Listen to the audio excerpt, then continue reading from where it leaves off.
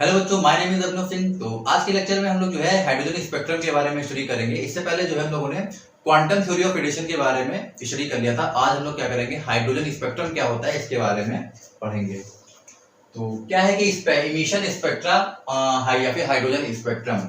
तो अच्छा, emission spectra क्या होता है? तो इमिशन स्पेक्ट्रा हम कहें कि क्या होता है भाई, जब लाइट का क्या होता है, एक्साइटेशन होता है, लोगों ने सुना है। तो सर किसी भी लाइट का क्या होता है यार, जो स्पेक्ट्रम बनता है, तो कई तीन तरीके या तीन चार तरीके होते हैं जिनकी वजह से क्या होता है, स्पेक्ट्रम बनता है। तो कौन कौन से वो तरीके होते हैं? जैसे क्या करें कि जैसे किसी भी सब्सटेंस को हम क्या कर देते हैं, हीट कर देते हैं, तो क्या होता है, लाइट का एक्साइटेशन होता है, एमिशन होता है। दूसरा, इलेक्ट्रिक करंट के जरिए करंट अगर पास कर दें, भाषण में करंट पास करते हैं। तीसरा क्या होता है, इलेक्ट्रिक डिस्चार्ज।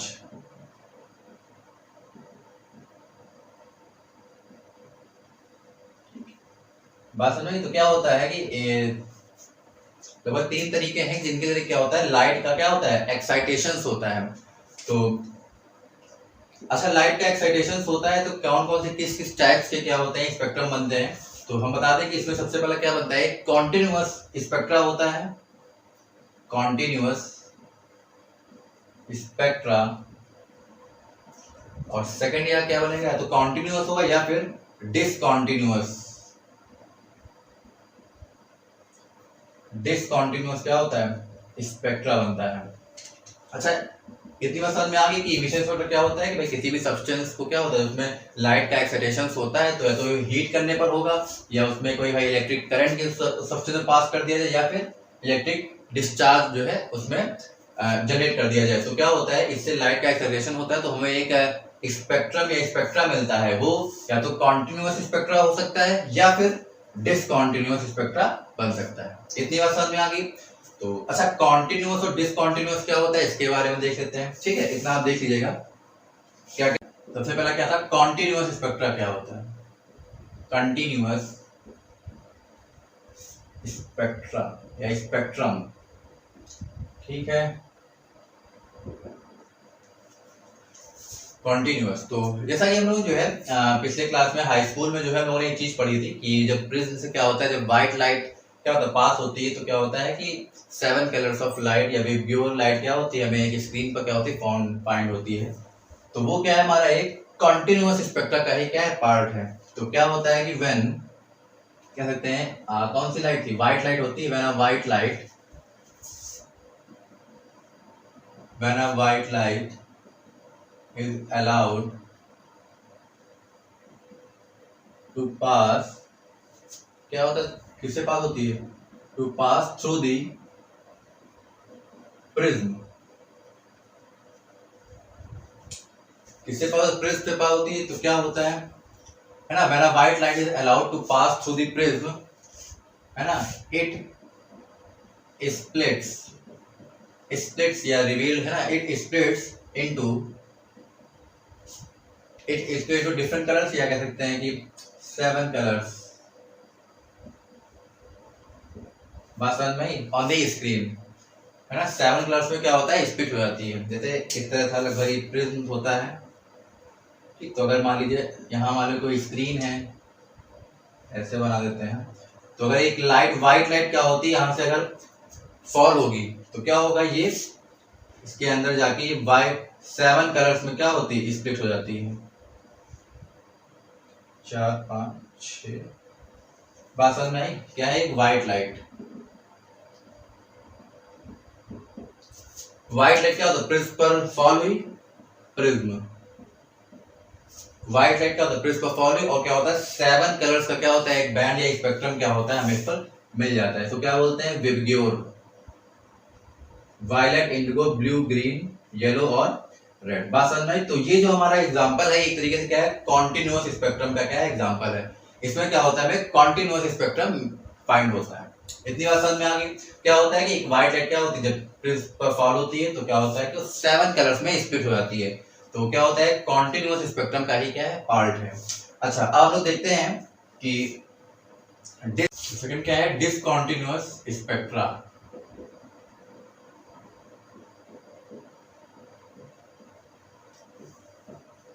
डिसकॉन्टिन्यूअस स्पेक्ट्रम या स्पेक्ट्रा कह सकते हैं। स्पेक्ट्रम तो आपको बता ही चुके हैं क्या होता है ना, बैंड ऑफ लाइट या कलर ना, जिस स्पेक्ट्रम बैंड होता है ना लाइट्स का, या फिर है ना अलग अलग डिसकॉन्टिन्यूअस मिल रहा है या कॉन्टिन्यूअस मिल रहा है। लाइट्स का क्या होता है, बैंड ऑफ लाइट्स, उसको लोग क्या बोलते हैं, स्पेक्ट्रम बोलते हैं। अच्छा, डिसकॉन्टिन्यूअस स्पेक्ट्रम मैंने बताया सी, कॉन्टिन्यूअस स्पेक्ट्रम में क्या होता है, ऐसे नो प्रिज्म वाला एग्जांपल ले लिया। तो डिसकॉन्टिन्यूअस में क्या होता है कि ऐसे किसी गैस या वेपर की, जो किसी भी केमिकल स्ट्रक्चर की गैस या वेपर होता है, तो उसमें क्या होता है, इसको हम हीट करते हैं। वास्तव में इसको क्या करेंगे, हीट करेंगे, तो उससे क्या होता है, एक लाइट का क्या होता है, एक प्रकार की लाइट का क्या होता है, इमिशन होता है। और अगर कहता है कि उस लाइट को हम लोग जो है एक प्रिज्म से पास करते हैं, तो क्या होता है कि हमें एक डिसकॉन्टिन्यूअस स्पेक्ट्रा फाइंड होता है। और उसमें क्या होता है, कई सारी जो है लिमिटेड नंबर ऑफ लाइंस होती हैं। तो कैसे क्या होता है, इसको थोड़ा देख लेते हैं। जैसे क्या होता है कि व्हेन गैसेस और वेपर, है ना, इन एनी केमिकल सब्सटेंस, इसमें क्या होगा, गैस या वेपर हो किसी भी केमिकल सब्सटेंस की, बात समझ में आई। तो क्या होगा कि is heated on a Bunsen, एक ना बंसन बर्नर होता है, जानते होंगे, नाम है बंसन बर्नर इन अ फ्लेम। वास्तव में क्या होता है, उस केमिकल सब्सटेंस की गैस या वेपर को क्या करते हैं, जब हीट करते हैं बंसन बर्नर में, फ्लेम में, तो क्या होता है, it gets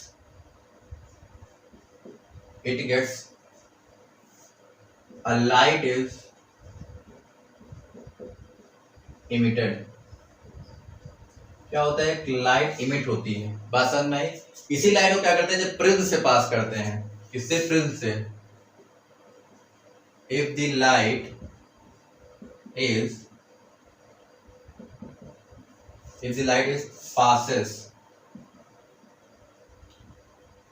passes through a, किससे पास करते हैं, प्रिज्म से पास करें। अच्छा, प्रिज्म से पास करें क्या होगा, हमें इसमें क्या होता है, एक डिसकॉन्टिन्यूअस स्पेक्ट्रा मिलता है। इसी के हम लोग क्या करते हैं, हाइड्रोजन को एग्जांपल लेके करते हैं, इसी की हम लोग स्टडी करेंगे बाद में। अच्छा, कॉन्टिन्यूअस स्पेक्ट्रा जो प्रिज्म होता है उसकी तो हम लोग स्टडी जो है कर लेते हैं, लेकिन डिसकॉन्टिन्यूअस स्पेक्ट्रा की जो है स्टडी करने में क्वांटम फिजिक्स का हम लोग क्या करते हैं, इस्तेमाल करते हैं। तो पासेस थ्रू अ प्रिज्म क्या होता है कि इट गेट्स आ, कहता है डिसकॉन्टिन्यूअस स्पेक्ट्रा मिलता है। Discontinuous spectra is obtained. बात समझ में, कैसा होता है, डिसकॉन्टिन्यूअस स्पेक्ट्रा ऑब्टेन होता है। इसमें लाइंस किसमें होती हैं, है ना, एंड दिस स्पेक्ट्रा, इस स्पेक्ट्रा में क्या होता है, लिमिटेड नंबर ऑफ लाइंस होती हैं। This spectra emitted limited number of lines, है ना, जो स्पेक्ट्रम मिला है डिसकॉन्टिन्यूअस वे में है और लिमिटेड नंबर ऑफ लाइंस के फॉर्म में क्या होता है, इमिट हुआ है। बात समझ में आई। अच्छा, इसमें कौन कौन से आते हैं, इसकी अगर एग्जांपल की बात लें तो यही जो स्पेक्ट्रा जो इसमें बताया जा रहा है डिसकॉन्टिन्यूअस में, तो इसको इसी को जो है हाइड्रोजन गैस में क्या कर दिया गया है, फाइंड किया गया था। ठीक है, तो हाइड्रोजन गैस में क्या किया गया था, जब उसी में क्या किया था कि जब उसको हीट करते हैं तो उसमें क्या होता है कि एक लाइट इमिट होती है। कैसी लाइट, ब्लूइश लाइट इमिट होती है। और उस ब्लूइश लाइट को क्या करते हैं, जब प्रिज्म से पास करते हैं तो उसमें हम लोग एक डिसकॉन्टिन्यूअस स्पेक्ट्रा क्या होता है, फाइंड होता है। और कैसे कैसे कौन है ना, कौन कौन सा स्पेक्ट्रा फॉर्म होता है वो देखेंगे।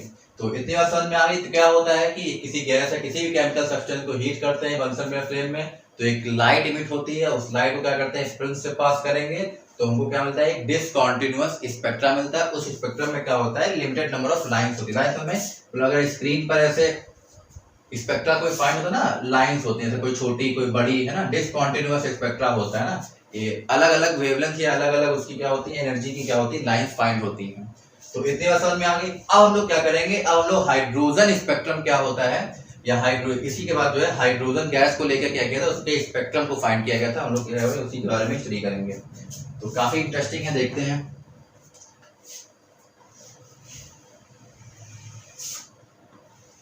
इतना नोट कर लीजिएगा।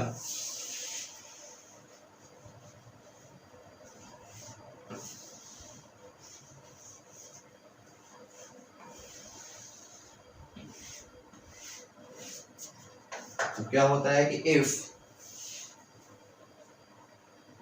इफ हाइड्रोजन गैस क्या करते हैं कि हाइड्रोजन गैस को क्या करते हैं जब गर्म करते हैं, if hydrogen gas is heated in a flame, ठीक है ना, फ्लेम या बर्नर में जो भी आप समझ लेंगे कि फ्लेम जब हीट किया जाता है तो क्या होता है, it gets a bluish light, कैसी ब्लूइश लाइट मिलती है, ब्लूइश लाइट इज ऑब्टेन्ड। बात समझ में आई? तो क्या होता है जैसे कि है ना, इसी में एग्जांपल लिया कि भाई डिसकंटिन्यूअस स्पेक्ट्रा किसमें मिलता है, तो हाइड्रोजन गैस में देखा गया कि जब उसको हीट करते हैं फ्लेम में तो एक ब्लूइश लाइट क्या होती है, ऑब्टेन्ड होती है। कैसी लाइट होती है, ब्लू कलर की लाइट ऑब्टेन्ड होती है। इसी लाइट को क्या जब प्रिज्म से पास करते हैं, if the light is passes इससे प्रिज्म से थ्रू दी प्रिज्म, है ना, इसी लाइट को क्या करते हैं कि जब प्रिज्म से पास करते हैं तो क्या होता है, अ डिसकंटिन्यूअस स्पेक्ट्रा, है ना, a discontinuous spectra is obtained,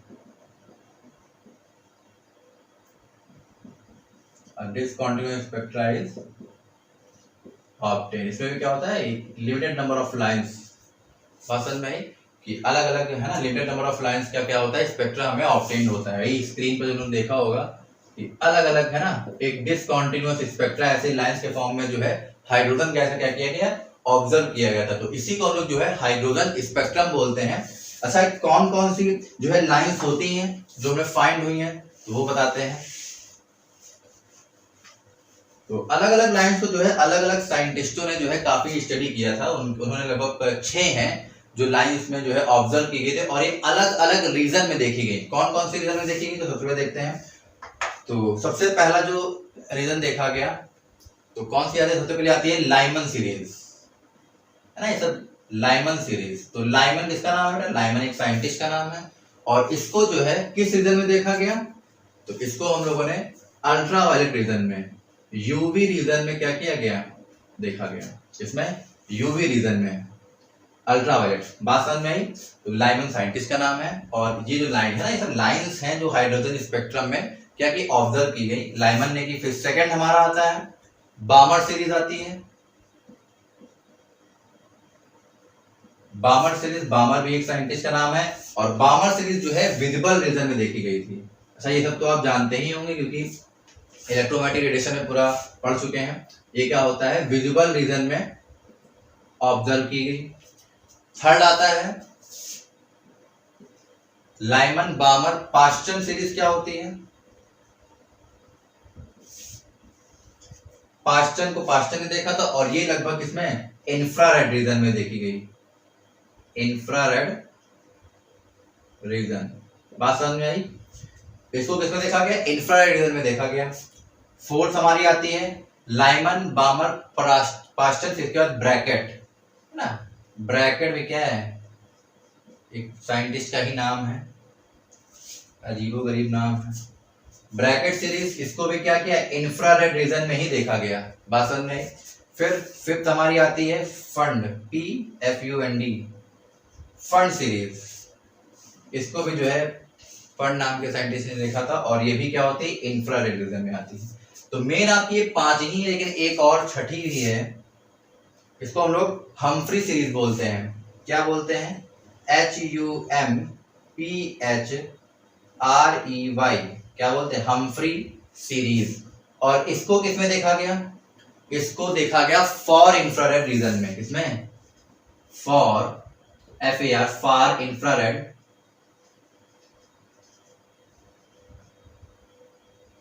far infrared reason में क्या किया, इसको फाइंड किया गया। तो बात समझ में, तो ये 6 सीरीजें हैं और इसी को क्या है कि अलग अलग जो स्पेक्ट्रम देखा गया हाइड्रोजन गैस का, तो अलग अलग सीरीज में अलग अलग रीजन में क्या होगा, अलग अलग सीरीज क्या हुई हमें फाइंड हुई। Lyman series, बामर series, Paschen, bracket, fund and Humphry series. इतनी बात समझ में आ गई, तो इतना नोट कर लीजिएगा। अब हम लोग इसके आगे देखते हैं कि आखिर ये सीरीजें कैसे फाइंड हुई, मतलब क्या है, क्या है ये सीरीजें, ठीक है। ये सीरीज तो फाइंड तो हो गई कि ये होती क्या है, लेकिन ठीक है कैसे ये फाइंड होती है उसके बारे में देखेंगे। तो इतना नोट कर लीजिएगा।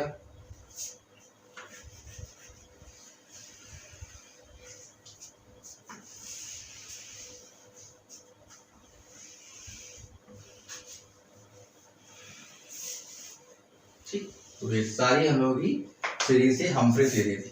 अब हम लोग देखते हैं।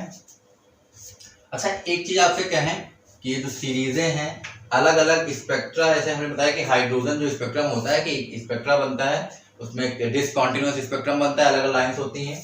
और जैसे लाइमन, बामर, प्रास्टन, ब्रैकेट, फंड, ये सारी सीरीजें क्या उसमें देखी गई, अलग अलग रीजन में फाइंड हुई। तो ये रीजन में बताया कि इंफ्रारेड रीजन, ये सब रीजन होते हैं तो इनकी अलग अलग वेवलेंथ होती है, अलग अलग वेवलेंथ में लाइट देखी जाती है। तो वेवलेंथ कैसे क्या फाइंड हुई तो उसके बारे में थोड़ा देख सकते हैं कि भाई से इंफ्रारेड रीजन है या विजिबल रीजन है। तो विजिबल रीजन क्या होता है, एक डेफिनेट इनकी वेवलेंथ होती है कि इस वेवलेंथ में क्या होगा कि हमें विजिबल रीजन फाइंड होगा, इस रीजन में हमें इंफ्रारेड होगा, या इस रीजन में हमें अल्ट्रावायलेट रीजन फाइंड होगा। उसी के अकॉर्डिंग क्या होगा कि बामर सीरीज मिलेगी, कि पास्टन मिलेगी, कि ब्रैकेट मिलेगी, फंड मिलेगी, कि हम्फ्री सीरीज मिलेगी। तो एक चीज आपसे ऐसे बताएं, जैसे आपसे कहें कि भाई ये ऑर्बिट होते हैं, इलेक्ट्रॉन इसी में क्या करते हैं, नाचा करते हैं। इसे आपसे हम कहें एक चीज और, जैसे इलेक्ट्रॉन है भाई इस ऑर्बिट में है, ठीक, अगर इस इलेक्ट्रॉन को अपने ऊपर वाले ऑर्बिट में जाना होगा तो क्या करेगा भाई, बाहर से क्या होगा, कहीं से एनर्जी मिल जाए, अगर इसको क्या हो जाए एनर्जी मिल जाए, किसी आउटर है ना, बाहर से किसी भी फॉर्म में, हीट के फॉर्म में, लाइट के फॉर्म में एनर्जी इसको मिल जाए, तो क्या होगा ये अपनी ग्राउंड स्टेट छोड़ के, कहां से, ग्राउंड स्टेट, अपनी ग्राउंड स्टेट को लीव करके कहां पहुंच जाएगा, ये पहुंच जाएगा एक्साइटेड स्टेट में। कहां पहुंच जाएगा, एक्साइटेड, मतलब ये अपनी ऑर्बिट है ना, इस ऑर्बिट को छोड़ के अपने ऊपर वाली ऑर्बिट में चला जाएगा। लेकिन एक बात याद रखिए, ये क्या होता है, ये जाएगा तो अपनी ऑर्बिट में, लेकिन केवल कितनी देर तक अपनी एक्साइटेशन में रुकेगा, केवल 10 की पावर -8 सेकंड एनर्जी मिली, अपनी एक्साइटेशन में गया, लेकिन वहां पर केवल 10 की पावर -8 सेकंड तक रुकेगा और फिर क्या होगा, अपनी ओरिजिनल ऑर्बिट में लौट के वापस आएगा।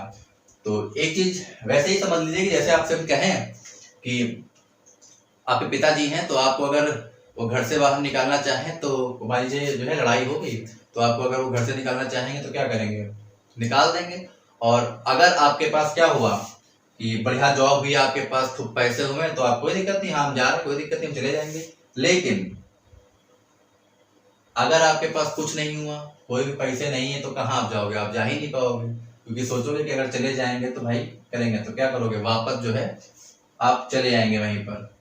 बात समझ में आई। तो क्या होगा, अगर आपके पास एनर्जी होगी, मान लीजिए आपके पास 10 करोड़ रुपए होंगे, तो आपसे कहते हैं कि जाओ निकल जाओ यहाँ से, तो हो सकता है शायद जो है, अगर मुंह माया ना हो, ज्यादा लगाव ना हो, तो शायद आप जो है 10 करोड़ मिलेंगे तो हाँ ठीक हम जा रहे हैं, आप चले जाएंगे।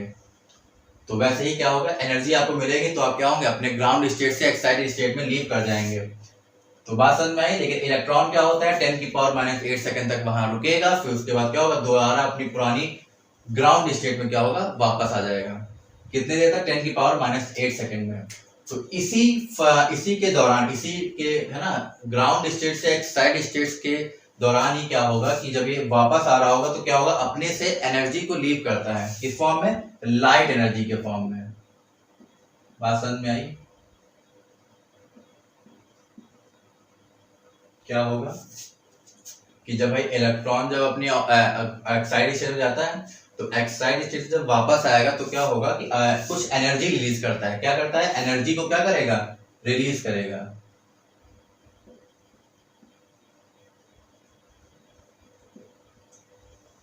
एनर्जी क्या करेगा, रिलीज करेगा, किस फॉर्म में, लाइट एनर्जी के फॉर्म में। अब यही लाइट एनर्जी के फॉर्म में जो एनर्जी रिलीज करता है, अब वो दिखाता है कि अब इससे पता चलेगा कि अच्छा ये लाइट एनर्जी है किस वेवलेंथ की है। बात समझ में। अगर वो विजिबल रीजन में आएगी तो बामर सीरीज मिलेगी, इंफ्रारेड में आएगी तो पास्टन, ब्रैकेट या फंड सीरीज मिल सकती है। बात समझ में आई। अगर यूवी रीजन में आएगी तो हमारी क्या, लाइमन सीरीज मिलती है। बात समझ में आई। तो यही क्या होती है, हम लोगों की सीरीज होती है, और इसी के अकॉर्डिंग क्या होता है, डिसाइड होता है कि उसमें वो कौन सी लाइन फाइंड होगी, Lyman series, बामर, Paschen, bracket, fund या हम्फ्री सीरीज। इतनी बात समझ में आ गई। तो नोट कर लीजिएगा। तो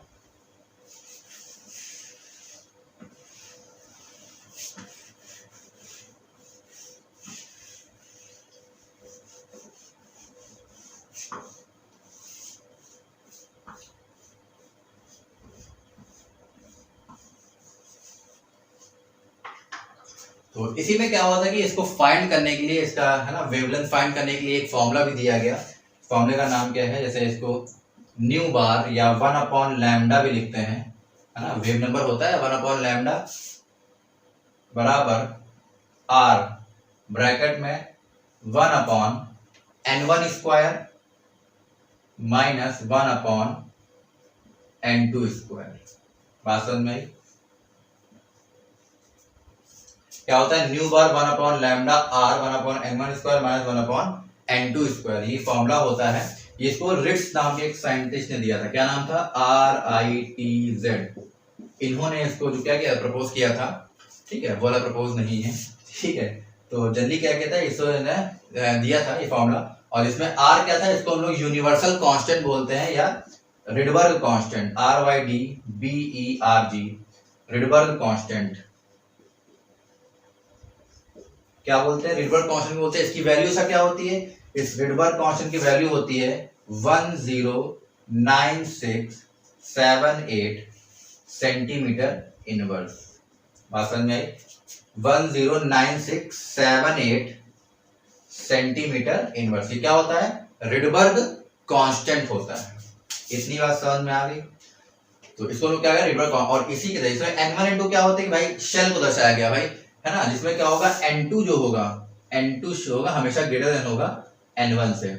बात अरे मान लीजिए कि इलेक्ट्रॉन जैसे n1 है, 1 पहली स्टेट में है, एक्साइट हुआ है, तो दूसरी में जा सकता है, तीसरी में जा सकता है, थर्ड में जा सकता है, किसी में भी जा सकता है कि अपनी ग्राउंड स्टेट से एक्साइट स्टेट में किसी भी फोर्स में जा सकता है। तो n2 क्या होगा, हमेशा n1 से क्या होगा, ग्रेटर होगा। ठीक, अभी आगे और डिटेल बताते हैं और समझ में आएगा। तो इतनी बात समझ में आ गई, तो नोट कर लीजिएगा। और देखते हैं इसके बाद क्या क्या चीजें हैं।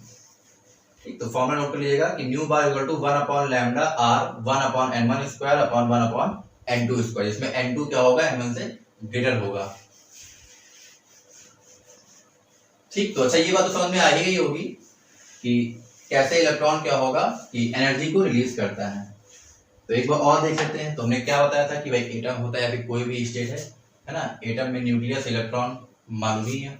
तो क्या होगा, अलग इलेक्ट्रॉन है ना किसी भी ऑर्बिट में, फर्स्ट ऑर्बिट में है, तो क्या होगा जब इसको एनर्जी मिलेगी, तो एनर्जी मिलेगी तो क्या होगा, अपनी ग्राउंड स्टेट से एक्साइटेड स्टेट में क्या होगा, चला जाएगा। अब दूसरे में जाता है, तीसरे में जाता है, वो डिपेंड करेगा कि उसको किस अमाउंट की एनर्जी मिली है। लेकिन जब क्या होता है कि वहां पर 10⁻⁸ सेकंड क्या होता है, उस ऑर्बिट में क्या होता है, ठहरता है। फिर उसके बाद जब वापस आता है तो क्या होता है, अपने से एनर्जी को क्या करता है, रिलीज करता है। अब वो एनर्जी किस वेवलेंथ की, है ना, लाइट एनर्जी के फॉर्म में खासकर रिलीज करता है। अब वो एनर्जी किस वेवलेंथ की फॉर्म की होगी या किस वेवलेंथ में बिलोंग करेगी, वो डिपेंड करेगा कि लाइट एनर्जी किस फॉर्म की है ना, किस वेवलेंथ की है, कि विजिबल रीजन में आएगा, कि इंफ्रारेड में आएगा, कि अल्ट्रावायलेट रीजन में आएगा। इतनी बात समझ में आ गई। तो ठीक है, तो अब हम लोग देखते हैं कि लाइमन सीरीज की अगर हम बात करें, सबसे पहला कि लाइमन सीरीज हम लोगों ने पढ़ा।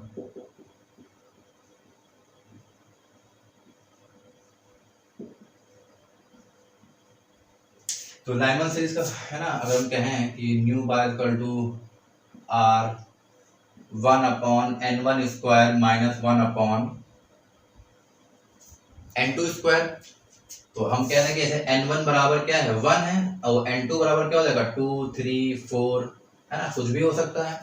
तो यहाँ पर क्या करें, इसको अगर फाइंड करना चाहेंगे तो क्या करेंगे, यहाँ r की वैल्यू रखेंगे 109678, 1/n1 1 का स्क्वायर और 1/n2 2 या 3 जो भी रख देंगे, जिस भी स्टेट में जाएगा उसको सॉल्व कर लेंगे। तो हमारा क्या होगा, न्यू बार या इसको 1/लैम्डा भी बोलते हैं, वेवलेंथ, या आपको वेवलेंथ अगर निकालनी है, वेव नंबर निकालना है, तो क्या होगा, ये फॉर्मूला हम लोग लगा सकते हैं। तो इससे क्या होगा, लाइमन सीरीज की अगर हम बात करें तो लाइमन सीरीज कैसा होता है, बताता है यूवी रेज में क्या होता है, यूवी रीजन में क्या करता है, बिलोंग करता है। बामर आएगी तो हमारी विजुअल रीजन में आएगी, और उसके अलावा जो आएंगी वो हमारी क्या होती है, इंफ्रा रीजन में क्या होती है, बिलोंग करती है। तो इतनी बात समझ में आ गई होगी, आई होप। तो हम लोग क्या करते हैं, इसी पर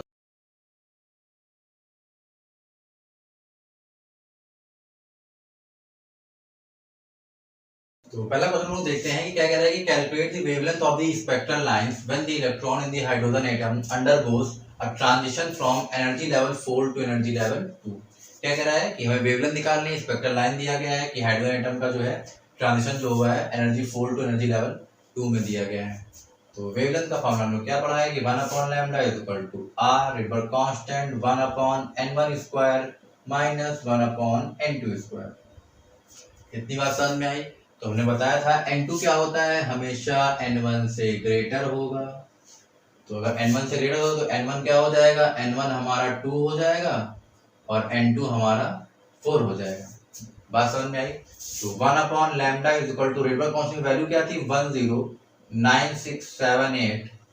अब है ना ब्रैकेट में 1/n1 2 का स्क्वायर कितना होगा 4 माइनस 1/4 का स्क्वायर 16।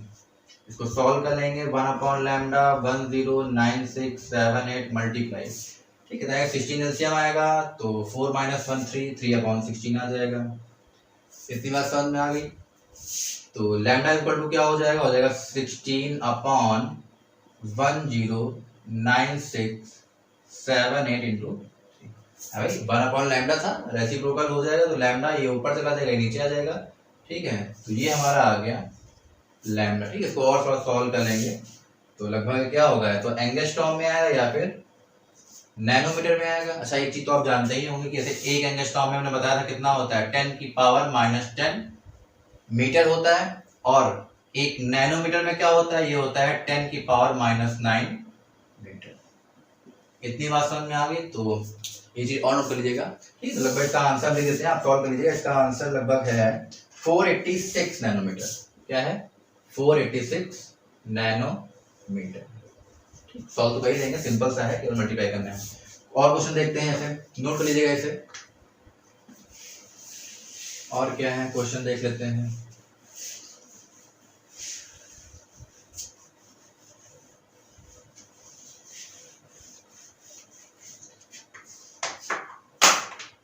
ठीक, सेकंड क्वेश्चन है, कह रहा है कि calculate the energy, calculate the energy, कह रहा है कैलकुलेट द एनर्जी पर मोल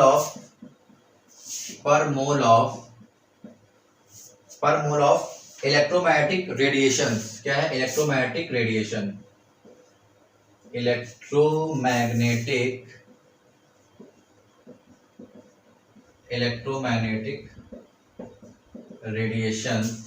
इलेक्ट्रोमैग्नेटिक रेडिएशन ऑफ वेवलेंथ कितनी दी गई है, ऑफ वेवलेंथ 4000 एंगस्ट्रॉम। क्या दी गई, इसकी वेवलेंथ दी गई। हमें निकालना क्या है कि एनर्जी पर मोल क्या निकालना है, इलेक्ट्रोमैग्नेटिक रेडिएशन का निकालना है। तो सिंपल सा मैंने बहुत ही फेमस फॉर्मूला आपको बताया था, क्या था कि अगर एनर्जी बराबर क्या होता है एवोगैड्रो नंबर कैपिटल या Na, और क्या था hν या hc अपॉन लैम्डा। इतनी बात समझ में आ गई। तो एवोगैड्रो नंबर हमें मालूम होता है 6.02 × 10⁻³ ये h क्या होता है प्लांक कांस्टेंट, इसके वैल्यू मालूम है 6.62 × 10⁻27 अर्थ second. c speed of light होती है 3 × 10⁸ मीटर पर सेकंड, और लैम्डा हमारा क्या दिया गया है 4000 एंगस्ट्रॉम दिया गया है। तो आई होप आप कर लेंगे क्वेश्चन, ये आपके होमवर्क लिए है। इसका आंसर बता देते हैं, इसका आंसर है लगभग 2.99 इंटू 10⁵ जूल पर मोल, ठीक है। फाइनल में इजिकल फॉर्मूला लगाना है, ठीक। तो नोट कर लीजिएगा। और क्वेश्चन थोड़ा देखते हैं कौन कौन से आते हैं। क्या कह रहा है कि find the number of quanta of radiation, find the number of quanta of radiation, quanta of radiations. Quanta बताया था ना, क्वांटा कह लें, फोटॉन पार्टिकल्स कह लें, जैसे रेडिएशन है तो क्वांटा ही आप कहें भी। Find the number of quanta of radiations of frequency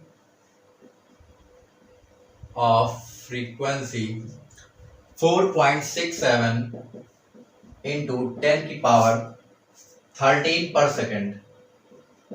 frequency दी गई है must be absorbed must be absorbed in order to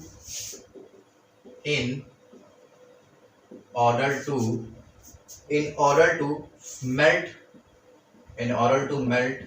5 gram of ice. कह रहा है फाइंड क्या करना है ना, find the number of quanta the energy required to melt the energy required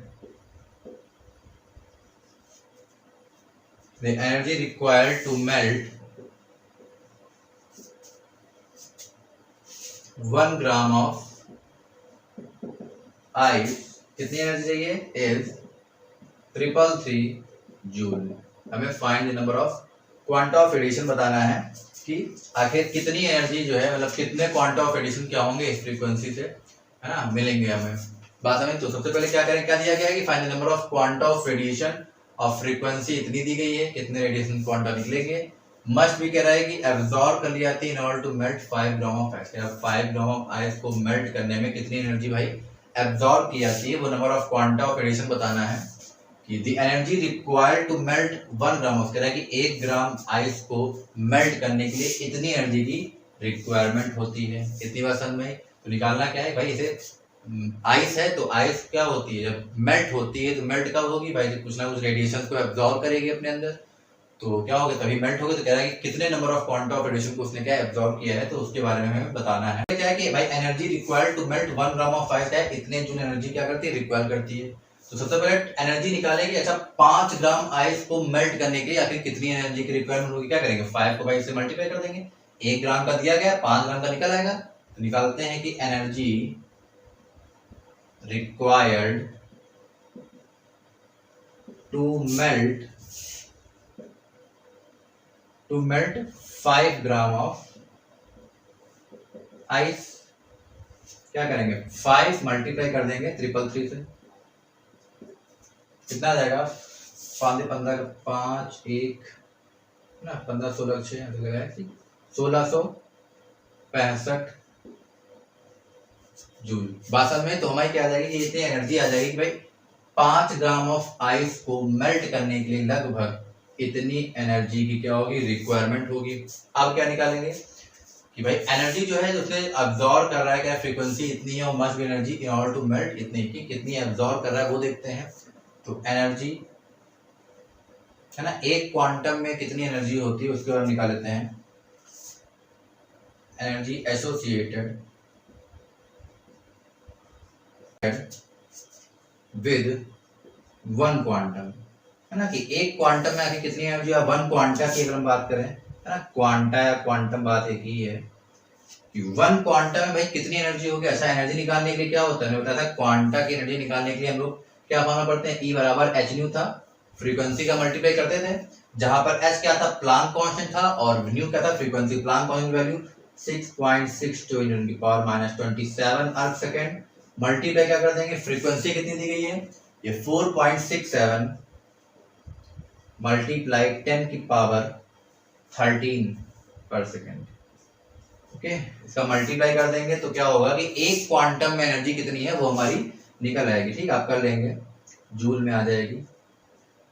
बात समझ में आई। ठीक, मल्टीप्लाई करने का यहाँ टाइम नहीं है, आप ठीक मल्टीप्लाई कर लेंगे, यहाँ आंसर आ जाएगा। बात समझ में आई। तो एक क्वांटम में कितनी एनर्जी होती है वो हम निकाल लेंगे। फिर निकालना क्या है कि नंबर ऑफ रेडिएशन कितना होगा, तो यहाँ लिख देते हैं कि नंबर ऑफ रेडिएशन, है ना, number of radiation required to melt 5 gram of ice. Number of radiation is required, number of radiation is required to melt, है ना, to melt 5 gram of ice, है ना। 5 ग्राम ऑफ आइस को melt करने के लिए कितने रेडिएशन की आवश्यकता होगी। तो क्या करेंगे, जो 165 निकला था कि भाई इतनी एनर्जी की आवश्यकता पड़ेगी, तो इसको क्या करेंगे, डिवाइड कर देंगे किससे, एनर्जी एसोसिएटेड 1 क्वांटम।